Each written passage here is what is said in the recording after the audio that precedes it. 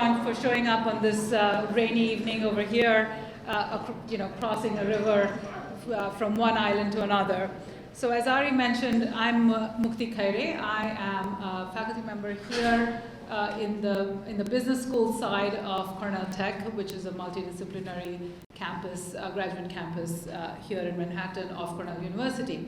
My work has been largely focused on entrepreneurship in the creative industries, in which I include art, fashion, design, films, music, all the things that make life worth living, so to speak. All the fun stuff is what I study. But in particular, what I've looked at is especially how new categories of these creative goods get markets, right? How does rap, for example, I'll move away from art for just a second, because there's lots of examples of new art categories that have gained a following, both artistic as well as commercial. But how does rap, for example, which is so different from the other kind of music that was prevalent at the time, how does that gain a market?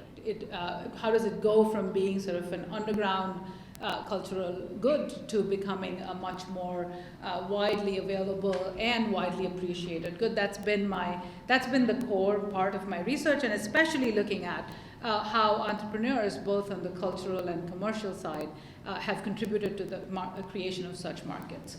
So obviously, I teach a class about this here, and you would think that given what I study, I would have been much more positively oriented towards NFTs when they first came about, right? And yet, when the phenomenon sort of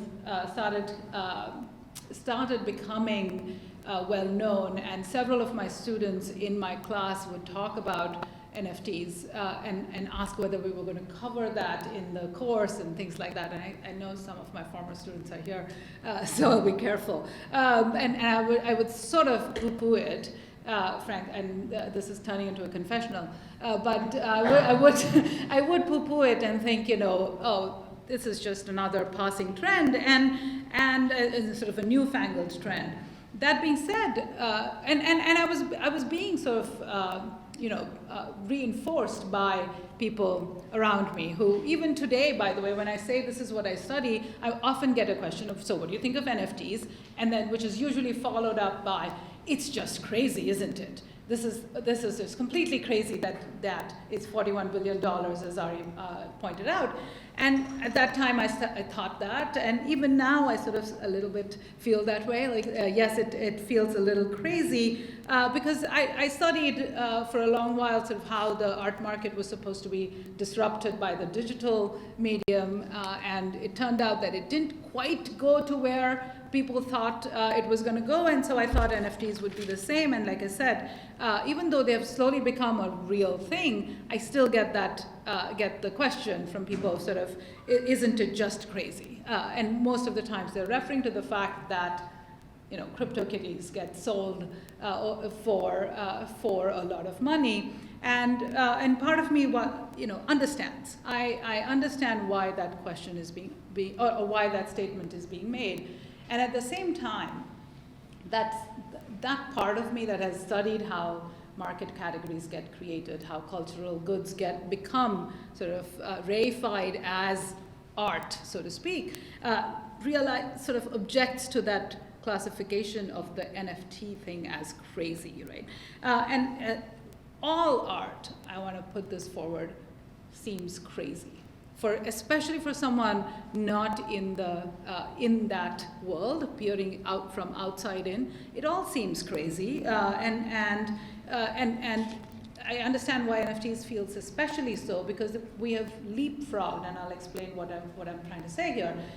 We've leapfrogged this step of aesthetic evaluation and gone straight into huge commercial success, right? Huge money being made from NFTs for artists, for collectors, and so forth. And that part feels especially crazy. So let me dig a little deeper into that, right? So let's take abstract art. Let's take specifically a Rothko painting. The red square over a yellow square on a rectangular canvas. trust me, many of us have looked at that or any other abstract painting and thought, I could have done that. Or my 3-year-old can paint that, or some such version of that fun side fact. When I first saw that, and I thought I could do it as well. It's not true. It's not easy to actually paint that way, but that could be my skill. It might be that someone with more skill and talent than I possess could actually recreate that and recreate more complicated artworks too, and yet those won't be considered art in the same way that a Rothko would. And so, and the reason for this is what sociologists of cultural goods, sociologists of the art market, including sort of the pioneering researcher Howard Becker talked about, which is that art is not just paint on canvas, right? Art is actually the result of a whole art world deeming something, or what he calls consecrating something, as art. And what is that art world? That art world is a set of people and entities of which artists, the actual sort of creator of the art, has very skillfully transferred paint onto canvas. What makes it art is the art world, the people around, the entities of sort of critics, reviewers, even commercial entities, galleries, auction houses, even collectors. Those are the people that sort of set out conventions of what should good art look like. They evaluate the art by those criteria that are so intersubjectively agreed upon, right? Everybody agrees on what makes good art, whether it's originality, whether it's the skill, whether it's sort of a really novel kind of way of thinking, and that has been transferred into a physical artifact. Those conventions are familiar to us. We sort of apply those, and then we learn about it in school, elsewhere, and that's what makes something art. Then that further gains, that aesthetic value then gains commercial value in the art market, and the sort of eye-watering prices that artworks fetch come from that. What has happened in the NFT world, what you see is that the reverse direction seems to have happened. That leapfrogging has happened where first somehow everyone has attributed a lot of monetary value to NFTs. Without that aesthetic evaluation and appreciation, there isn't an understanding of what are the criteria that are being applied to see whether this is good art or not, and so forth. And I think that's what will make art. So is it crazy? It feels crazy right now. Are they art? I think they are. It will require that ecosystem of entities, critics, reviewers, cultural and commercial entrepreneurs. And that I do know that for sure new criteria of evaluation will need to be generated, standards will need to be defined, and we already have means of authentication, as Ari pointed out, and I think the moment is ripe for creating that ecosystem that can consecrate NFTs as art. It will think impressionism.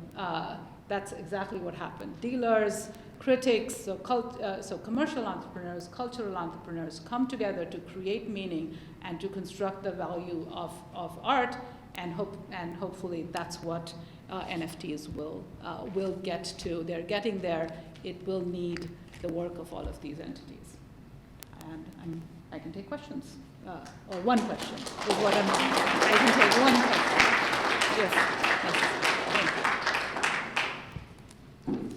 Or I will be hanging out at the reception, and I can talk to people there. Yes? What was the aha moment For the NFTs, like becoming? So that's a great question. What was the turning point for me to go away from sort of poo-pooing NFTs to thinking about it more seriously? Part of it was talking with Ari and the IC3 group for sure, where I understood some of the things that in the ways in which NFTs can actually empower artists, the actual creators. And then really I did a sort of an introspective moment of why am I dismissed? Like, I'm sure everything got dismissed. We all know the Impressionists got dismissed at the very beginning. The thing that is happening is that we're used to seeing new kinds of art start off with struggling artists, like not being able to make any money, nobody's recognizing them, and so this feels very weird, and therefore lends itself to the feeling of this is just a newfangled fad. And I think that introspection and talking with the people who are looking at on the technical side of it really made me realize that. Great question. Thank you.